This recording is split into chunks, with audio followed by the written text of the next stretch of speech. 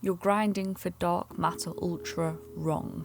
What's going on, guys? It's Smidger here, and we need to talk about the DM Ultra grind that so many of us are on, myself included, and just the general mistakes I see us all making. I'm guilty of it too, so I just wanted to make a video to bring these to your attention, so if you're more conscious about them, you can hopefully stop them, although I'm still working on that part. Now, DM Ultra is one hell of a grind, I think we all know this. I personally only really get 1 or 2 guns gold a week just because, I'm busy, I've got time constraints, other commitments. So when I do play and when I am grinding specifically for camos, I want to make sure that's efficient as possible. And that's really, really important to me to make sure that everything I'm doing is kind of as time efficient as possible to make sure I'm not really wasting any precious minutes. So I'm going to share, to start off, some smaller mistakes that I see us damaging our efficiency with, along with one massive mistake that I see a ton of people either not know about or not really think about. And it's a really, really important one to really utilise your weapons that you have at your disposal.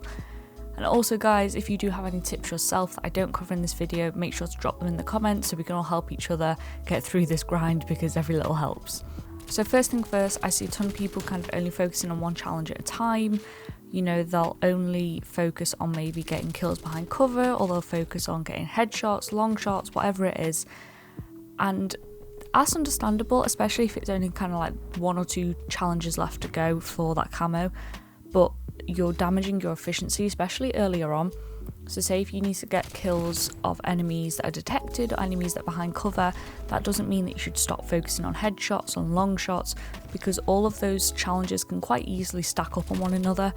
Headshots are fairly easy to focus on. They do come naturally, of course, throughout the play of the game. But if you just focus when you have the opportunity on pulling your crosshairs up, so you do definitely get that headshot, it's going to save you a bunch of time, a bunch of kind of stress if you do get to the end of the camos and you're like, what's stopping me from unlocking gold, and you still need to get like 30 more headshots. Because when you do come to focus on solely headshots, it'll feel like you just cannot get one for want of trying. And things like kind of using smokes to create a smoke screen for detected kills, for enemies stunned, blinded, or whatever it is, that awful challenge. Use field mics, try and get into the enemy spawn, especially if you're on Nuketown, put a field mic in their house, and then you're always going to get detected kills. You'll also probably get behind cover kills if they're in that top window.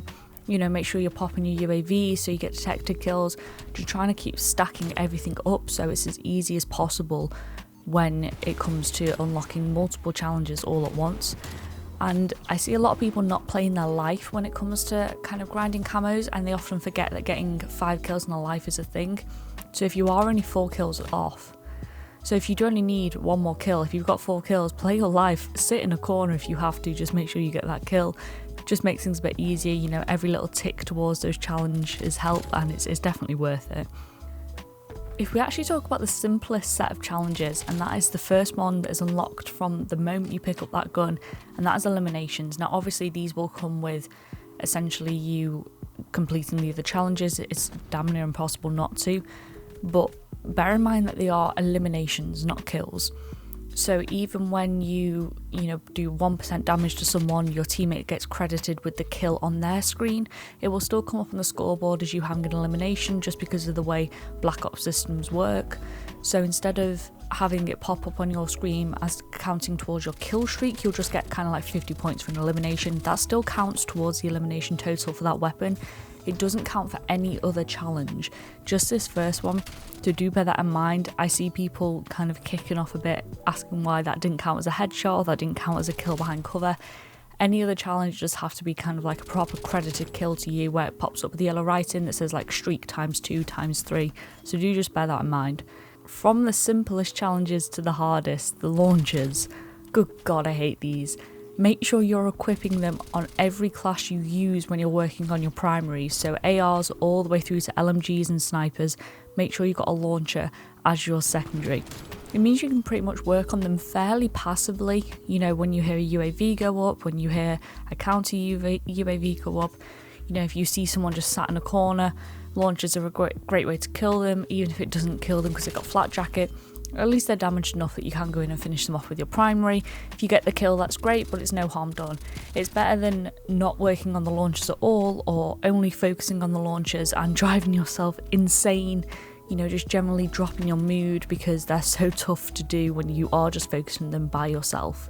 Speaking of launches, I do want to quickly mention the killing ground-based vehicles or score streaks challenge.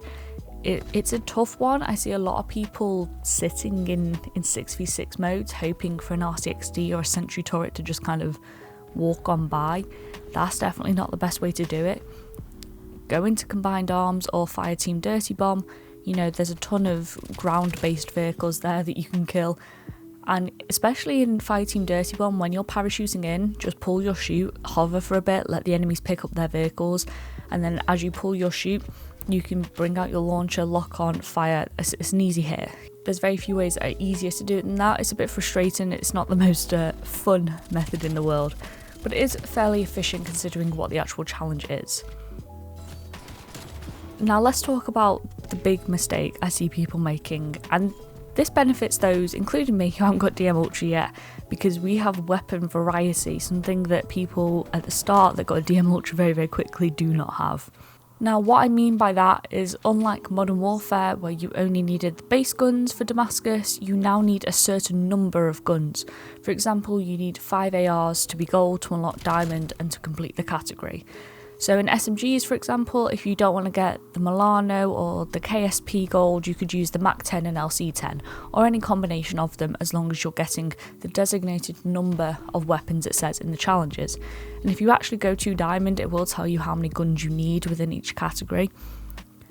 And in a lot of cases, DLC weapons can be easier to get gold than some of the base weapons, especially things like the KSP that can be a bit of a struggle. I definitely recommend using the LC-10 over it. I think a lot of people don't realise that this is a thing. It's not widely advertised, I guess you could say, but it is out there, it is at your disposal. If you haven't got DM Ultra yet, you can switch up the guns you use, but once you have diamond unlocked, if you wanted to use diamond on a gun that you didn't grind for, you would have to get it gold first and then diamond would be available to you. Similarly with special weapons, you do not need to get the M79 launcher gold. You can use the crossbow now because the crossbow is in game. They're both special weapons, you only need one to unlock gold and then diamond, so you can use a crossbow because God knows the M79 is horrific to try and get gold with. The only category this doesn't work with is launchers, as there are only 2 base launchers. You know, there's been no additions, so you will have to get both of them gold unless we see another launcher appear in game soon. You can't use the DLC melee weapons in the kind of replacement for the knife. You have to use the knife in order to look gold and then diamond. You know, there definitely could be worse challenges to only have the knife to use for, but it is what it is there. And with that being said, I do want to know if you've got any other tips, share them in the comments down below. Let's help each other out. As always, if you did enjoy the video, make sure to give it a like, subscribe if you want to find your way back. I hope you all have a good day, and I'll see you next time. Bye.